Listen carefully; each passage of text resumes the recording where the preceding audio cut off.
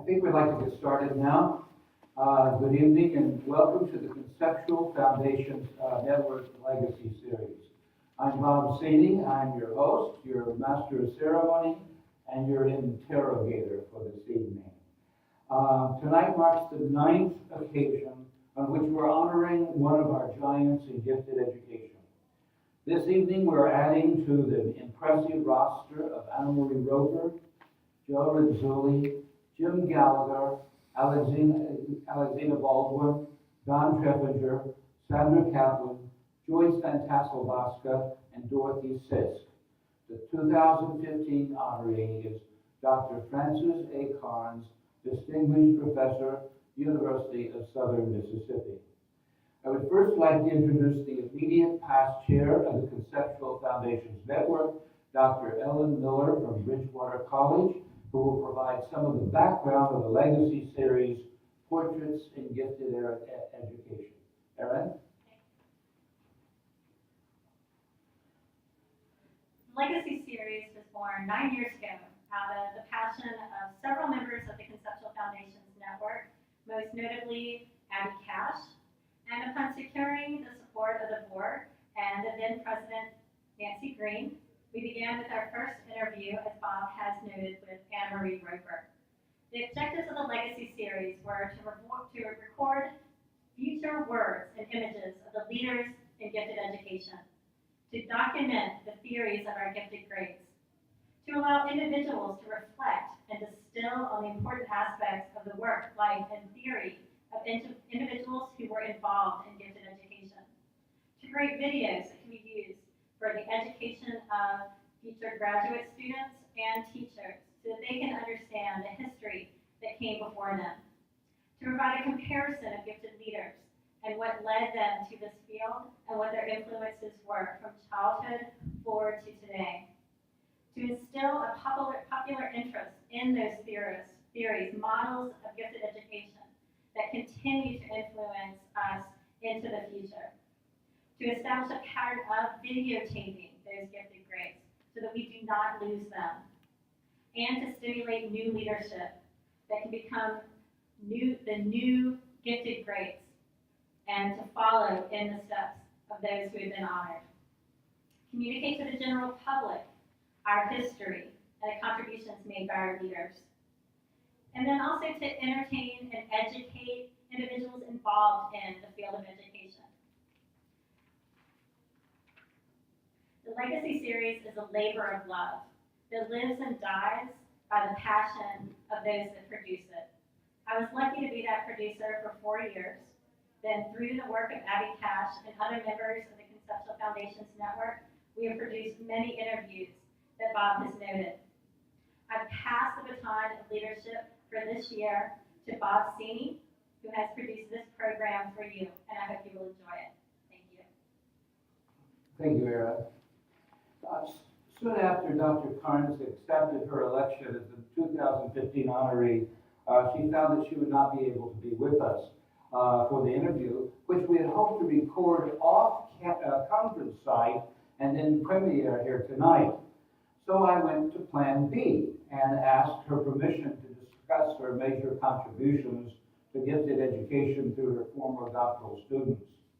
Since we can't have Dr. Karnes, and I'm sorry we can't, I think this is most appropriate because I found in my research that an unusual camaraderie and collegial relationship built and developed among her doctoral students, regardless of when they studied with Dr. Karnes.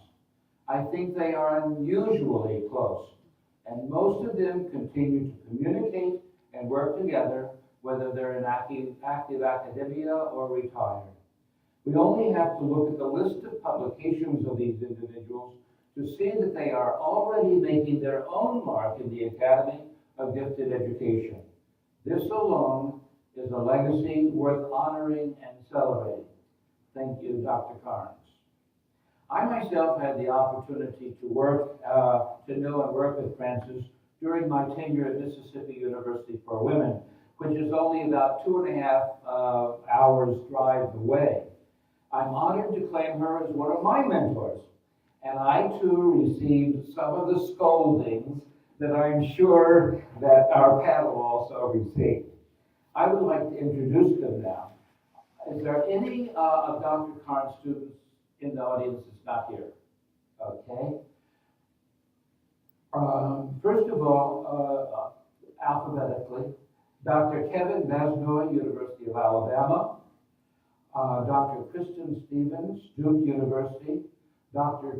Deborah Toxclair, Lamar University. By the way, I would like to thank Deb and Tracy Riley, Dr. Tracy Riley, NASA University of New Zealand, for their help in researching and organizing this event. We actually had a meeting at the World Conference in Odense, Denmark, this summer to discuss this interview. Tracy was also here in the United States on sabbatical, but she had to return to New Zealand before NAGC.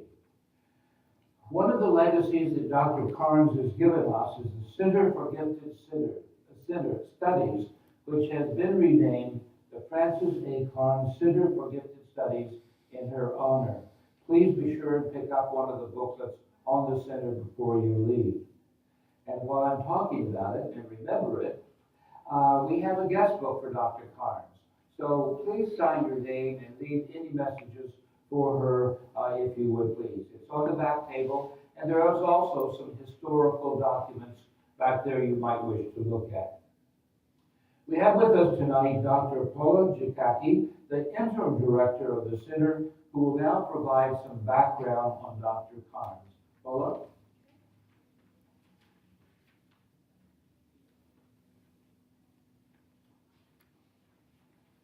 My name is Paula Jacki, and I have the privilege to work with Dr. Karnes.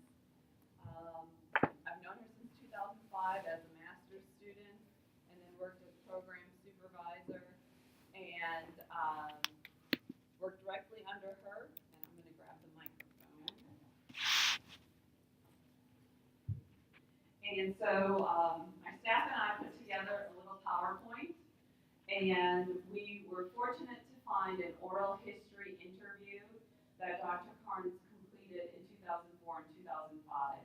There were 4 different days of taping, and so we took some excerpts from that that we thought might be interesting for us to hear. And first of all, Dr. Karnes grew up in Illinois and earned her PhD from the University of Illinois.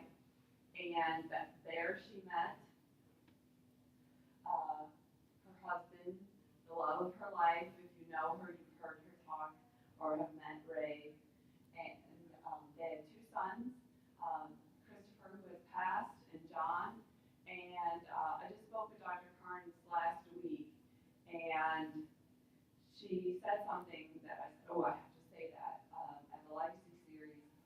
It was really Christopher, her oldest son, that really got her interested in gifted education and wanting to give him some great acceleration and better educational opportunities.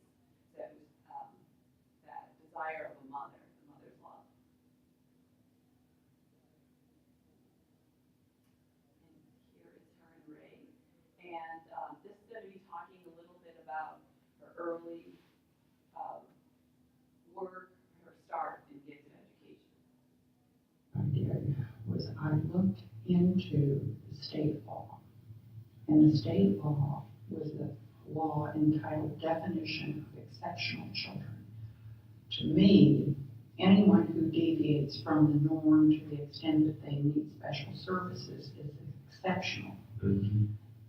Combining disabled children and gifted children, both groups need services, differentiated services. So I lived across the street from Representative Dickie McKenzie, and Senator Carol Ingram lived around the corner. And I called them and asked them what we should do. Would it be better to go in with a whole new law on the gifted, or whether it would be better to amend the current law? And they both agreed that it would be better to amend the current law because there was a mechanism for funding the teacher at 60% of state money, which meant that the local district had to pick up the 40%. And I also knew that down the road, very shortly, would be a federal law for the disabled. I felt very confident about that. And that would mandate services for the disabled, which more than likely would raise that to 100% teacher unit funding. And that's what happened. We amended the law, and we had a 60% teacher unit funding, and then it went to 100% teacher unit funding. Now, the children in the category of gifted did not get the same protections as the children who were disabled. They didn't have a right to a free appropriate public education or due process or appropriate testing or whatever, as in the federal law for the disabled. But we were able to write some rules and regulations in concert with the State Department. And the state then had programs for the Gifted Resource Room programs, independent study, several different models out there. So I felt very good about that. So this is, Dr. Karnes began at USM in 1973, and the first program was the Summer Gifted Studies program, and we think this picture was from one of the first years of Dr. Karnes, we think it's from about 1980. And here we have Dr. Kristen Stevens, Dr. Karnes, and Dr. Conrad Castle, who's a leader in gifted education in Mississippi. A photo of some of them at the day of sharing for teachers of the gifted. Another photo from the day of sharing. I like this photo because this is, we now have photos in color, but this is one of the leadership studies programs. And here's Dr. Karnes. This is a student, Heather Hostin, completed her doctorate. Dr. Jessie Cooker-Korn completed her doctorate. Ashley, her last name, completed her master's. Sandy Wentworth, a doctorate. Sandy Manning, a doctorate. Jennifer, a master's. That's me. Completed my master's with her and my PhD in educational leadership. And another young lady, Jennifer. So we like this picture because it had a lot of her students in it. And the leadership studies, first it was the summer gifted studies, then the Saturday gifted studies program, and the leadership studies was the third program she began. And here's a little description. The federal definition of the gifted includes leadership, intellectually gifted, academically gifted, etc., and leadership. But when I analyzed what was happening in the area of leadership for children, there was not much leadership development going on. Yes, when you looked at military, business, and industry, they had training plans for developing leaders. But I didn't see much out there for children. And Jane Chauvin, Dr. Jane Chauvin, who's at Loyola University, and I ordered a lot of those training programs. And at first I thought, well, this is going to be simple. You just simply take this training, leadership training program for business and industry, and you just apply it with kids. But there were certain experiences that children had not had.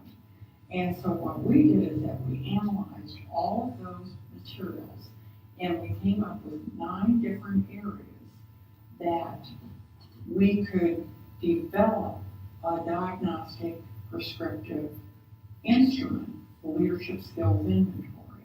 And then we wrote activities based on the items on the inventory. So if a child already knew all of the communication skills and they needed strengthening and planning, then the teacher could use those activities to help that child. Mhm.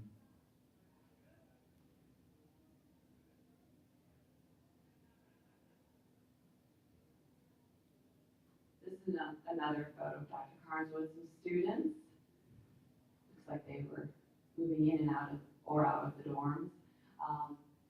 Many of our students are scholarship recipients, financially needy students, and so this is a photo of Dr. Karnes with some of those students. The next photo is from our Parenting Gifted Children Conference.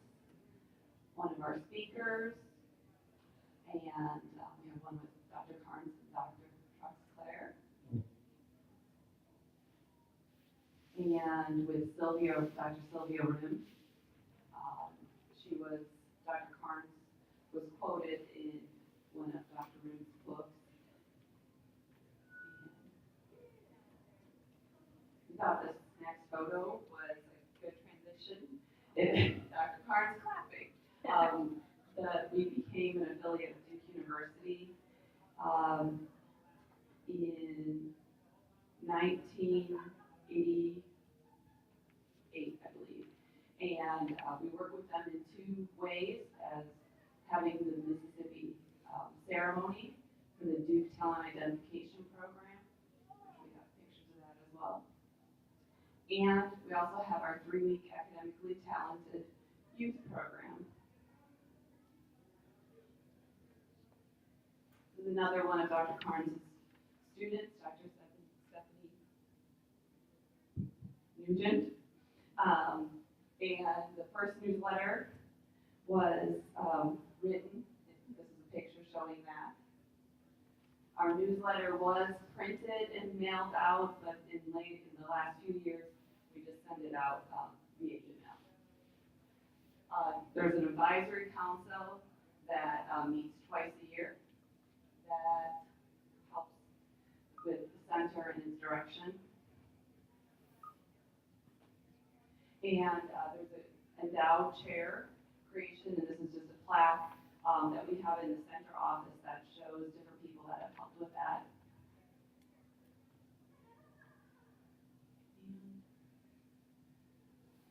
And the next one is a clip of Dr. Karnes, an informational video that she did a few years back. Directed in what they want to do. Several of our students who we've kept in touch with have excellent career paths now. Doctors, lawyers, architects, nurses. It's just been a wonderful situation to see them grow and develop and to become self-actualized. Our next section of slides are students. So here we have Kevin and Dr. Sandy Manning, and one of the works that they produced research on was with screening, identifying, and instructing gifted disabled youth. And also, the next one includes 2 other doctoral students. Dr. Jessie Cooper-Corn, she's in Florida, Heather Houston, Mississippi, and I mentioned the others, and this is with our gifted preschoolers work.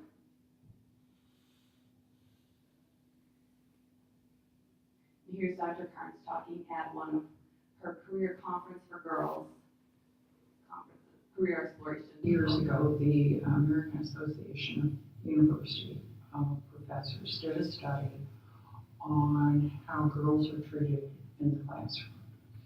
And so the teacher would call on Mary Beth, and Mary Beth would give the right answer, and the teacher would say, "Oh, that's good."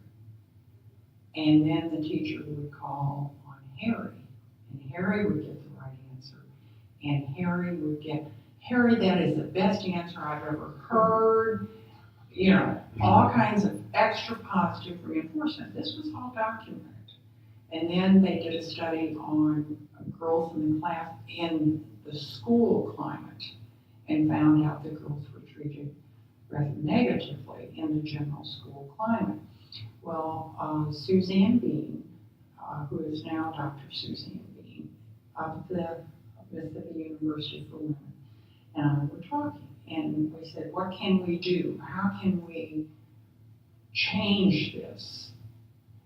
And we talked about a couple of things. And Suzanne and I had done a lot of things in terms of leadership development of youth and so on. So we decided to write a book for girls and young women leading the way. And that started that whole series of books on girls. We got stories from girls about what they did, whether it be like in the inventing book, an invention, or a business that they had started. That was in the entrepreneur book. The last book that came out in that series is Empowered Girls, a Girl's Guide to Positive Activism, Volunteering, and Philanthropy.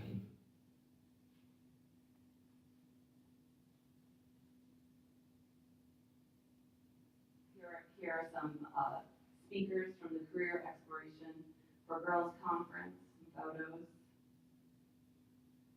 This was at the International Convention in New Orleans. I'm not sure what year that was, Kevin? 2005. Okay, 2005. This next photo has 5 of her doctoral students, and is at NAGC. I don't remember what the location was, but Dr. Karnes received the NAGC Distinguished Service Award. If you've had conversations about gifted children with Dr. Karnes, you have heard her talk about continuous progress, curriculum, and meeting each child's needs and teaching them at their instructional level.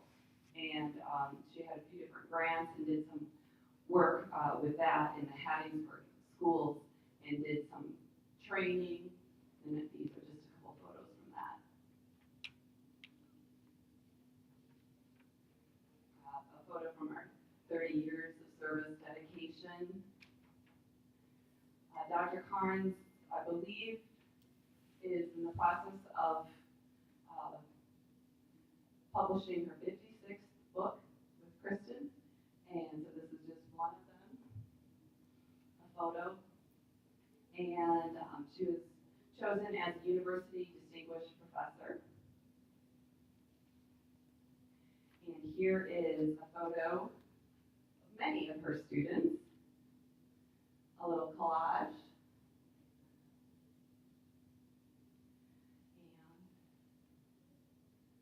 A listing. We couldn't find photos of everyone, and there may be a couple more. This is what the people at the center, myself, and others, and Dr. Karnes came up with. And some of you are here. And here is a little what Dr. Karnes has to say. When she first wanted to get her doctorate, it was because she wanted to teach teachers and help other teachers in the classroom. It's so fulfilling to be able to work, and I mainly work with graduate students.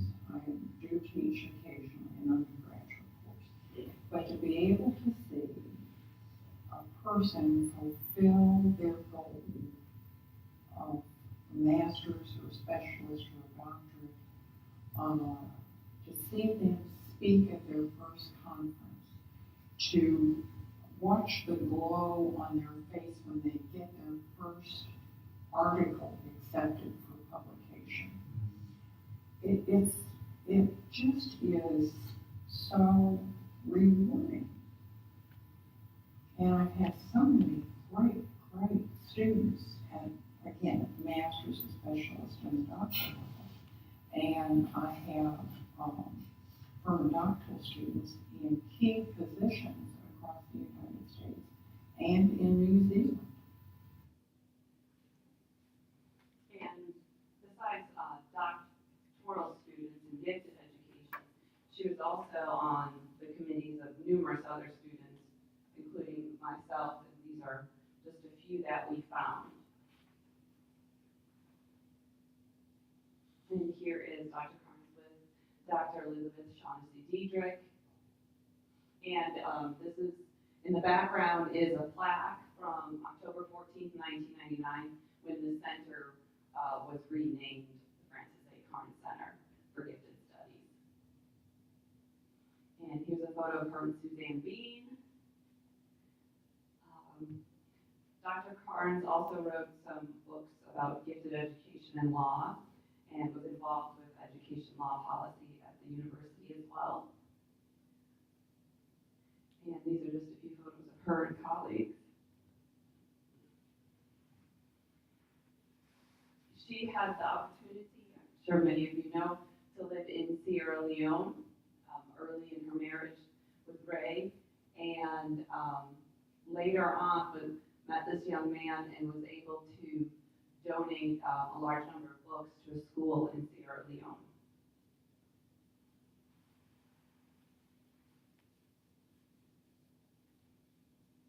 And Dr. Karnes talking to a group, and here are some more of her students. So many people we work with throughout the years, teachers and students alike.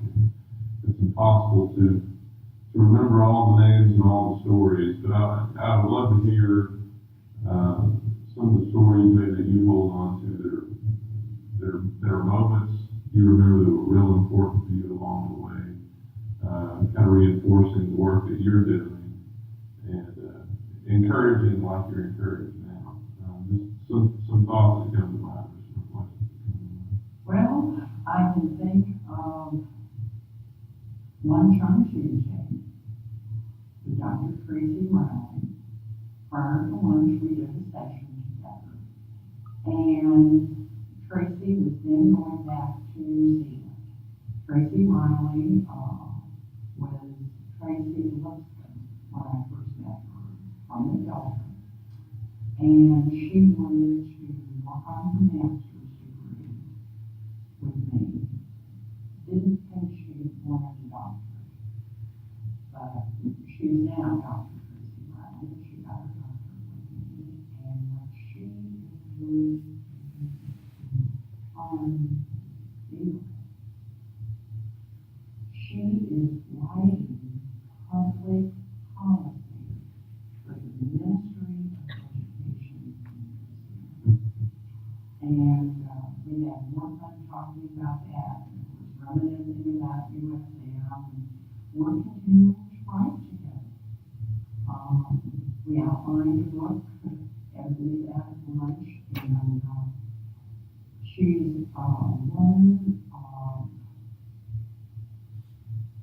great intelligence, very down to earth, very golden woman. Another pharmaceutical woman, Jenny Lewis.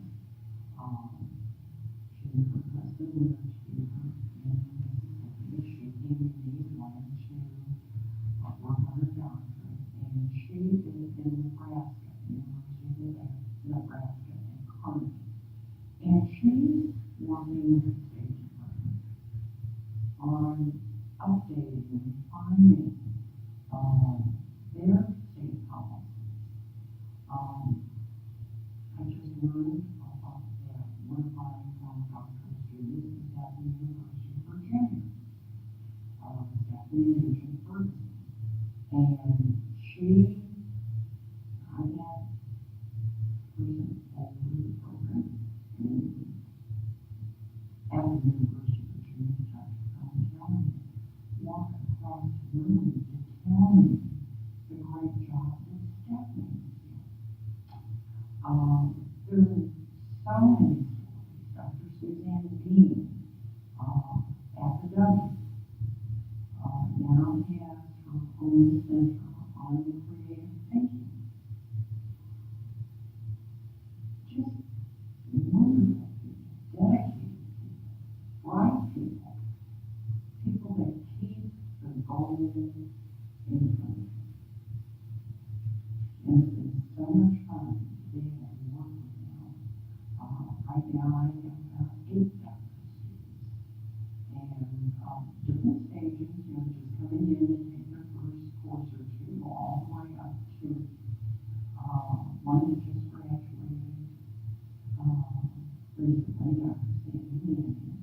And then I have 2 who will start on their dissertations this semester, Kevin Betzler and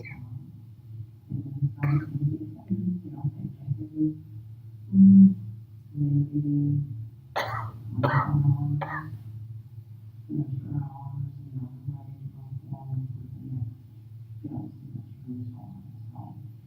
So, it's in there.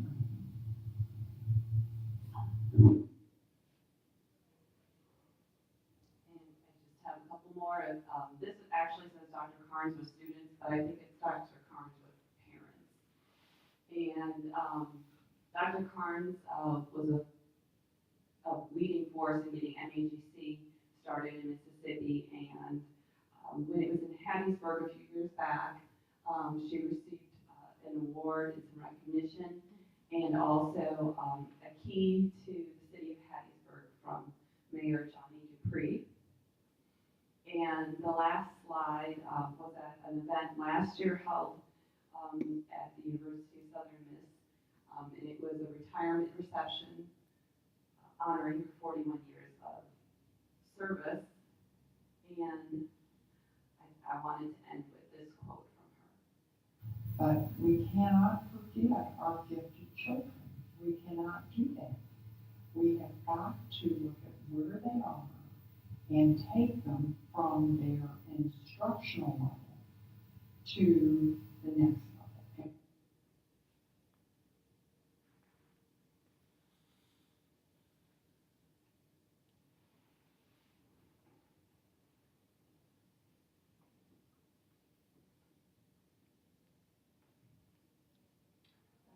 Okay, thank you very much, Paula. And we also want at this time to make sure that we thank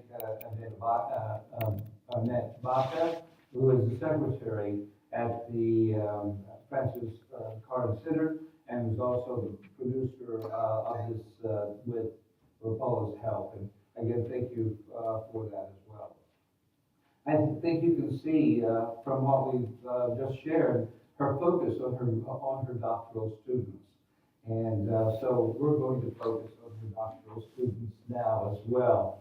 The first thing I'd like to ask each of the doctoral students, and I think we'll start with Kristen on this one, is what do you think is Dr. Karnes' most notable contribution to the field of gifted education?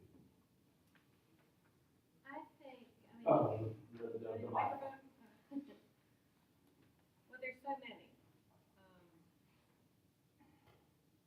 But I think one of the things that she's perhaps most proud of, and I still share with my own students, is what she's done in Mississippi. Because people tend to think that Mississippi is behind in a lot of things, right? But whenever I show that map of which states have a mandate, and not only a mandate for gifted education, but a fully funded mandate for gifted education, one of the 4 or 5 states is Mississippi. And my students, I always say, well, does anything about this map surprise you? And they almost always pick up on, well, Mississippi surprises us. I can't believe that they're doing all that they're doing. And my response is, well, that's because of Dr. Karnes. Because she's the reason why Mississippi is a leader in gifted education. And I don't think that that gets enough recognition. So I think that that's probably one of her most important contributions. I also like to note that the gifted programs in Mississippi was one of the first most fully integrated programs as well. Then what do you think? Well, I think that Dr. Karnes was a leader in investigating legal issues in gifted education. I know that there were 2 books written in the mid to late 90s and numerous articles. One was an investigation of the Office for Civil Rights, where we looked at all of the due process and all of the investigations and all of the claims that people had made about gifted children or gifted education policies and programs. She did some work in mediation in the law and legal issues with gifted kids, and looked at all the state policies and procedures for gifted education. And that was before anyone else had even touched legal issues. After that, we saw other people pick up the baton with legal issues, but she was the first one. And I think that is a so before a lot of the books were written in gifted education, in the introduction to gifted children in the course, she could give this narrative of the history of gifted education. And I still have my notes from that class, and now we have books written by many of the leaders in gifted education, but my notes are better than a lot of those. I think one of her greatest contributions is her tenacity and perseverance. And I think the fact that, as Kristen was saying, that Mississippi has this fully funded mandate that it has, but it teaches me about advocacy for gifted kids, and that because you have to constantly remind people of their needs. And I think that's something that the field does really well, is staying out front and making sure that people recognize that every child deserves a great teacher, even gifted students. And so that, for me, is something that has stuck with me over the years of constantly advocating for the various populations that she's written on, from twice exceptional children to at-risk children, the children of color, and how do you make sure that you speak up for those kids. And I always remember one time at one of the programs, just this little kid running up to her and just saying, "Thank you so much, you've released me from my cage." And just the fact that because of her advocacy work, she's given this little kid an opportunity to learn and to expand his mind and just to really grow. And it's advocacy. And anybody who knows her, she's tenacious at that. The Conceptual Foundations newsletter, full convention newsletter, is dedicated to Dr. Karnes. There are a lot of the leaders in gifted education have also submitted some things on this, so you want to be sure and take a look at that as well. One of the things you've heard is publications, and as a matter of fact, in the newsletter is a list of her publications, a partial list, I think. It's well over 90 that we know of that's still around, 90 contemporary publications that are out there. And one publication in particular is actually a child of NAGC, and that's the methods and materials for teaching the gifted. This book had its birth at NAGC in St. Louis, and I was at that birth. Suzanne Bean, my colleague, and I at the W were there with Frances sitting in the lobby, and Frances turned to us and said, "What are you using in your methods material class?" And Suzanne and I turned to look at each other and kind of laughed, because we'd just been talking about it, because we didn't have a text. We had a little bit of this, a little bit of that, a little bit of that. And so she says, there's a hole in the market. And I think that's one of her keen eyes, finding holes in the market for publications. And I know that everybody up here has published with her. And so my next question is which of her printed works do you think is the most significant to the field and to you personally? And it's fair game to add a publication that you co-authored. Okay, who would like to go first? I have the microphone. Okay, you go first, Deb. I think one of the important articles that she and Kristen authored was the definitions of gifted education that was published in Teaching Exceptional Children. It documents, I think, over 100 definitions. That has been a great research project. I use that in just about all of my classes. So I think that's just a great addition to the field. I think the one that probably speaks a lot to me, well, not to me personally, but I like her work on gifted girls and how she's done the work to advocate for them and for the needs to promote. I know that that was kind of culminated in a sense with the career explorations for women's conference, and just listening to her, she'd already published that book, but then working on the girls conference, it really inspired me when I went to Northern Kentucky University to kind of take that model of a career explorations idea and replicate the two conferences, one where we did it specifically for young men, but then also for girls as well. And so I thought just the impact that that had, just to be able to put young people in positions where they could actually see how they could transition their talents to go forward. I certainly can agree about the area of gifted girls, because that's how I was introduced to both Suzanne and Frances. When I was at Lamar University with Beaumont, we started doing some work on gifted girls, and Dorothy pointed me towards Frances and Suzanne immediately. And it was through that introduction that eventually I ended up at the W as well, and continued to work with Suzanne in gifted girls.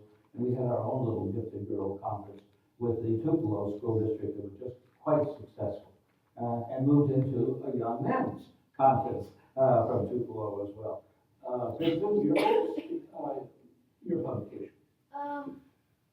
I think that, I mean, the legal books, definitely, I've already mentioned those, but I think the one that's specifically written for parents, the Parent Stories of Hope, which is stories of parents who have fought and advocated for their own children in their school systems. I think that she was thinking about parents having a need for more information before a lot of people were. So I think that that book has taught parents how to advocate and given them hope. That, because I think a lot of times parents feel like, they're all alone, and there's not very many people they can talk to without, they feel funny going around saying, I have this gifted child, in terms of how other parents might perceive them. So I think that's a really important piece. And I also would say the leadership materials that she's developed are important as well, because that's kind of off the radar lately, I think, the leadership piece. And it used to be more in the forefront, and I think we need to take a look at that again.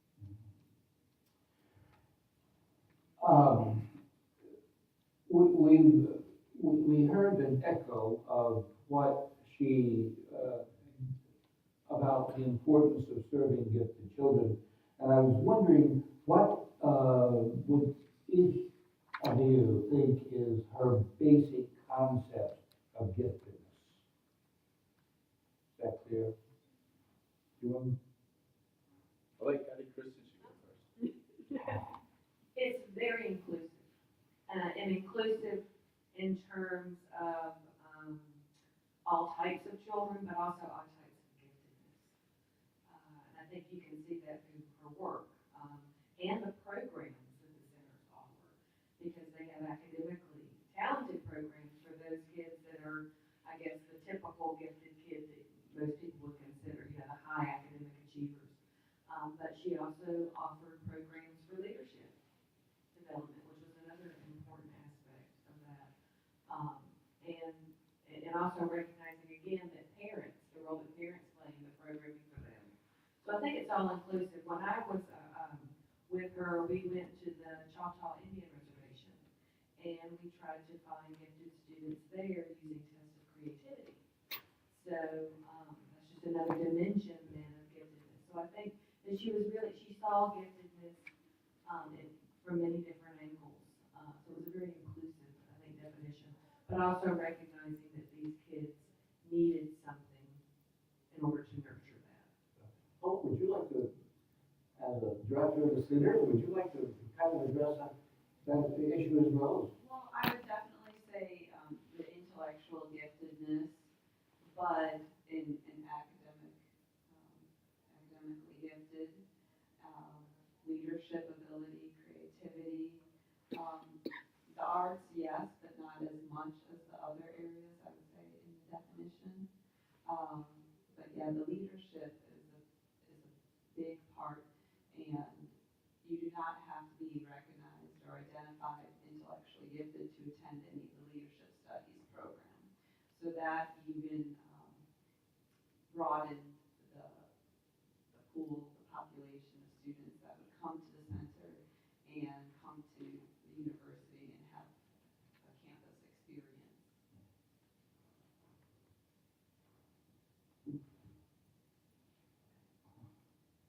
One of the things I've always, her conception of it is, many people in the field, if you look at the literature, there's so much out there about identification, and she certainly spoke to that, but it's kind of like what Christian was saying, it's not enough to just identify. And her conception of giftedness was to make sure that we are developing the talent of whatever area of giftedness that somebody has, and putting in place the programs. She had the recording where she was talking about the continuous progress curriculum and allowing students to move ahead when they're ready to move ahead. So the idea of identifying and looking under every rock, sometimes she would say. I went into juvenile detention centers and we would administer nonverbal assessments of intelligence, looking for gifted students in those populations. And like I said, trying to see giftedness from a variety of angles. But then once it's identified, not letting it just sit dormant and making sure that somebody has been given every opportunity to develop their talent. And that, in the recent years, it's an area that the field has looked at and brought up is talent development. But it's something that she's been talking about since I've known her back in, I met her in 2001. And so it wasn't a new concept for me. She's really been, pushing that forward. I agree that the leadership aspect of giftedness was something that was very unique in the program. And one of the neatest opportunities was to watch the finale, the final day of the leadership program, when the kids would sit around round tables and they would share their leadership plans that they had created with leaders from the community, attorneys, judges, doctors, dentists. The kids would sit around and describe the plan that they had worked on with these grown-ups. And it was really, I don't think that any other program anywhere deals with leadership with these little bitty kids. It was one of the things that I really enjoyed the most. And you don't have to be gifted to be a leader, but boy, you really could use some gifted leaders. And I think that Mississippi grew some really good ones. Yeah. It's also interesting to note, the Mississippi Governor's School was hosted at Mississippi University for Women. And Suzanne Bean was the director, and then I took over as director. And it was not unusual when we went through the applications, because leadership was part of the identification for the governor's, become a governor's scholar. It was not unusual to find, especially in the leadership section of the application, attended leadership program at University of Southern Mississippi. So obviously the leadership component was really a very, very strong one. I'd kind of like now to kind of go to you all a little bit, and this will be kind of the downside of our interview tonight. But I'd like to ask each of you, what was most significant in your relationship with Dr. Karnes, both as a doctoral student and later as a professional in the field? What was most significant in your relationship with Dr. Karnes? Yeah. I'll speak to that. Dr. Karnes recognized something in me that I didn't recognize in myself, and persistently and tenaciously pursued me to be a doctoral student. And my life has not been the same. I reached goals that I didn't even know I had, and I'd like to thank her for recognizing that and for convincing me after she recognized it that I needed to go forward with it. So thank you, Dr. Karnes, for that gift. I echo that, kind of like as she would recognize giftedness from a variety of angles. If I could survive those years with her, there's nothing that's happened in my professional life since I graduated that's been more daunting than going through several years of working with her. And I mean that in the most positive way, that she has really helped me to see things that I had in me that I didn't know, that somehow she recognized talents and gifts that I had that they were just dormant. And she pushed me to do things I never thought I could possibly do, and still does.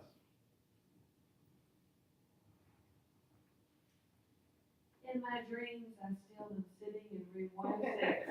I was gonna bring up With one Dr. of Karnes these. there with her legal pad, with a whole list of things to do for the day.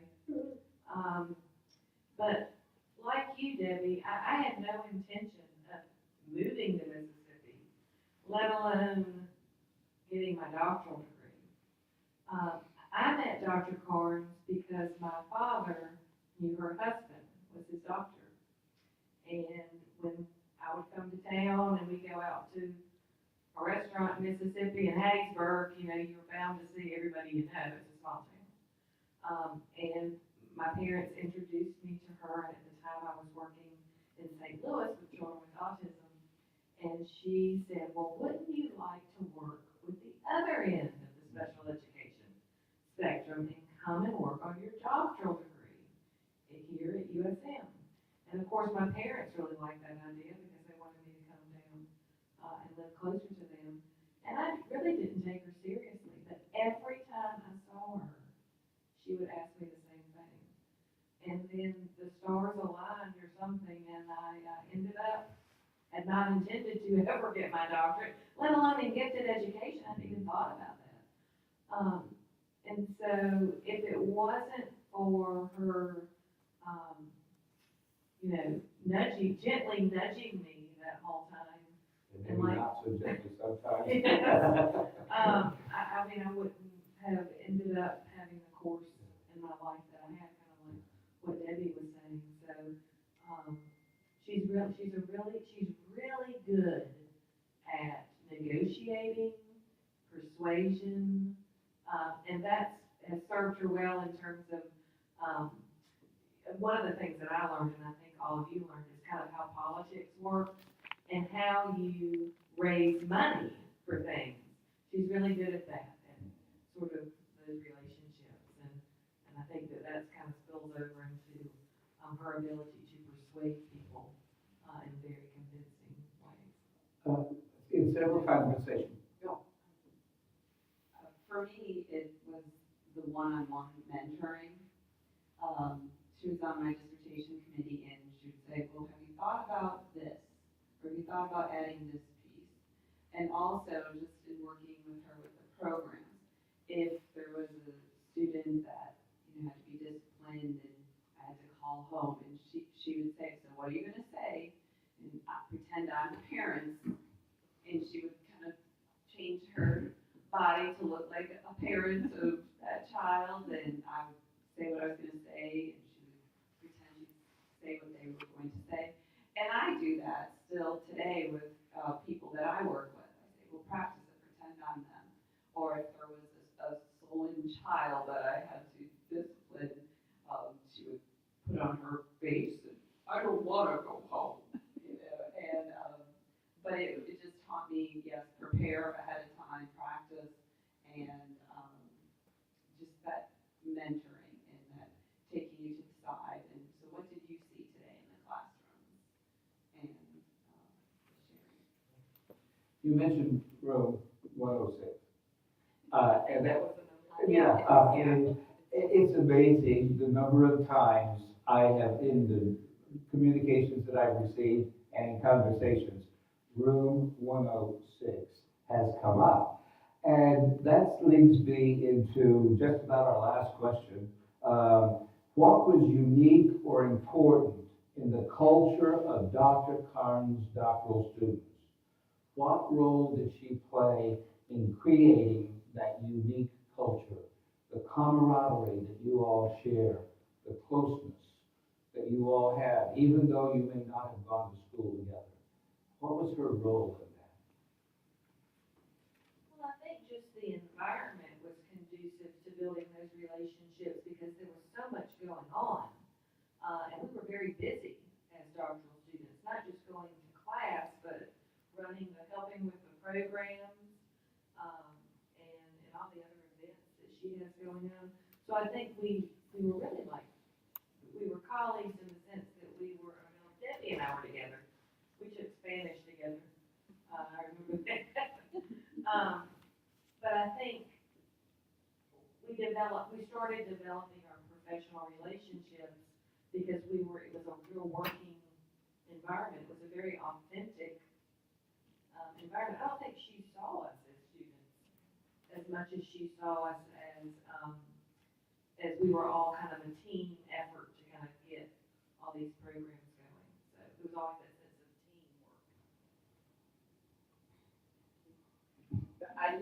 teamwork. You're right about developing a team. A sense is this is the job that has to be done. And you're right. There's so many things going on, and there was a feeling of not wanting to disappoint her.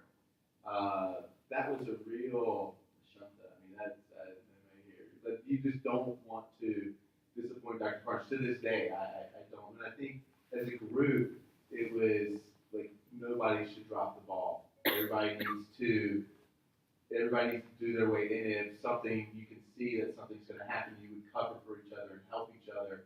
And it was out of a desire, and I did go with you, but the group that I was with, a desire not to disappoint her and to make sure that it was done right. And for us, I also felt like there was sort of an underdog being from Mississippi, being at the University of Southern Mississippi. I think many times in the field there are people at other places, and I felt like the work that we were doing was as valuable and was as strong and was as rich as any other place, and could put that on par with every place else. And I always liked, as Kristen sort of led off describing, look at where there's a state mandate that's funded, and look at the rest of the map, and where did that happen? And that happened in Mississippi. And so that's a team effort, absolutely. I agree with Kristen about the working together, and we didn't feel like we were underlings. We were right there up in the front, and I've never experienced anything since then about writing with Francis, and it was so cool. We would sit there and we would just look at a word until we got the right word, and I miss that. Never has that been replicated in any other situation. I've worked with other people, but it got to be where it was fun. It was just enjoyable and it was fun, and I marveled at her ability to generate projects. And she would generate or get an idea and then get it started, and then in room 106 you got your little task and you had your little sticky note, and then I was there when Tracy was there, so Tracy would go in first and she'd get a little sticky note, and then I come in second and I got my sticky note, and it was all very structured. There was scaffolding in place, and she made sure that we submitted proposals to TAGT, to NAGC. I remember you and I went with your dad to Montreal, and it was like, okay, now we've got a new doc student coming on. They've never been to NAGC, so we would all room together. Not you, Kevin, but the rest of us, we would all room together, and it was like, okay, I'm going to take you by the hand. I'm going to show you what I know, and then next person comes and we'll show you what you know. So that was really, for people, none of us who actually had getting a PhD on our list of things to do, that was an important thing. So it was fun, and I miss those 8 people in a room at NAGC kind of events. One of the nice things about being the only male was I never had to share this over. This time I'm allowed. I think actually a good summary here is a letter from Dr. Joe Lewis, who was one of the doctoral students, and I just like to read to you. There are other tributes in the Conceptual Foundations newsletter, so I hope you can all get a copy of that as well. And this is what Joe writes. Dr. Francis A. Karnes changed my life. I attended the second annual Parenting Conference at USM in about 1982 or 1983. I don't recall how I heard about it, but I knew I needed to learn more about my 2 gifted daughters and receive the added benefits of learning about myself too. I returned the next year and also went to Maytag, which is now NAGC, state conference, because I needed more information. And so it began. I met Dr. Karnes and eventually earned a master's degree in gifted education and then the PhD. I kept attending the parent conference in Maytag and eventually began presenting at the urging of Dr. Karnes. Tracy Riley was in my first classes and we became friends. I met other smart adults in my class. It was such a stimulating time, one I'd never known before. Over the course of my doctorate, I found I was becoming friends with Frances Karnes, my very impressive advisor. Her classes were challenging, exciting, mind-expanding. Her occasional disappointment in my performance challenged me to strive harder. What I learned in her classes was immeasurable, but what I learned on one-on-one in the course of her advising was even more crucial.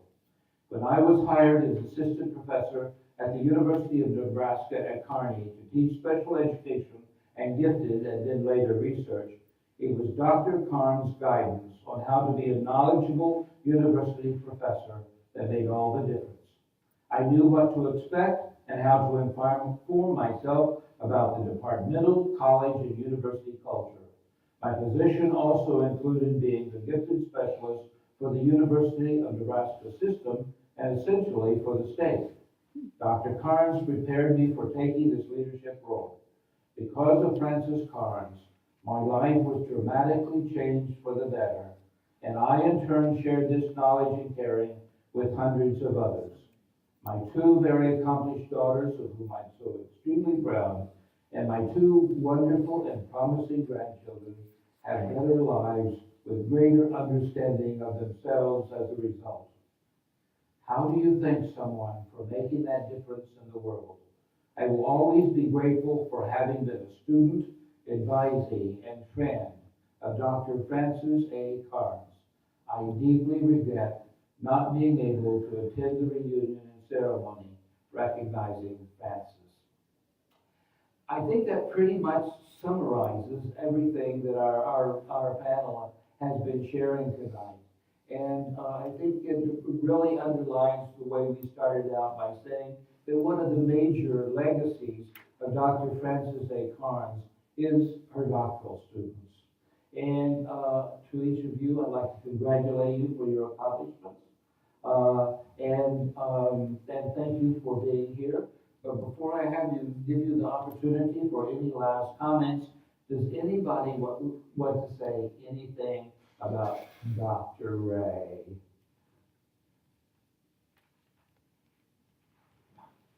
I do. He was an amazing man. I mean, that's all I can say. I mean, having dinner with him and hearing about his life in Texas and all the adventures that he had was just amazing. It was a history lesson every time we talked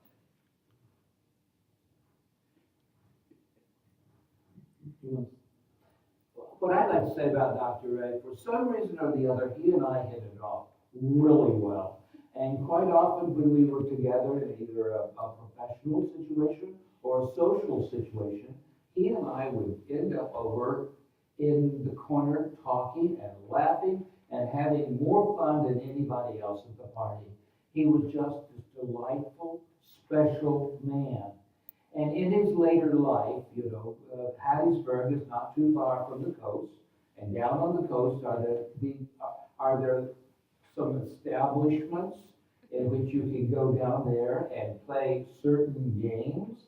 Well, it is my understanding that Dr. Ray's gaming down in the coastal area really provided for a substantial college fund for his grandchildren. And that's typical of him. He had the fun of the gambling, but it all went for somebody else. And he supported Dr. Karnes, and Dr. Karnes supported him, and they were such a wonderful, marvelous couple together. It was almost like that kind of thing that he might be over here, and she's over here, and they would have that little look across the crowded room. And they were just very, very special person. And we didn't really mention a whole lot about their family, but Dr. Karnes, both of Dr. Karnes, were very much devoted to their family, as Chris and John. So, to close, any of you have any further things that you like to share about Dr. Frances Karnes and her legacy? Well, again, I'd like to thank you for participating in this. I'd like to thank the other doctoral students who did communicate with me. Several of them said that they certainly wish that they could be here. And a lot of their comments were used in developing the questions and the concept that we had. So again, we have the plaque for Dr. Karnes, and I think that it's appropriate that we present it to Dr. Jacki. So at this time,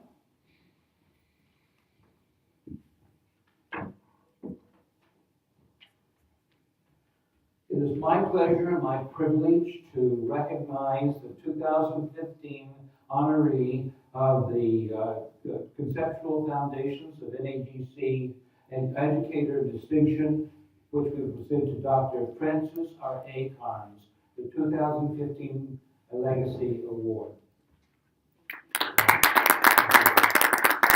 And thank you all for attending. And as I said, make sure that you get a center handout. We have some programs as well. And also, don't forget signing the book for Frances and leaving a note as well. So again, thank you for being with us, and thank you, everybody. Good night.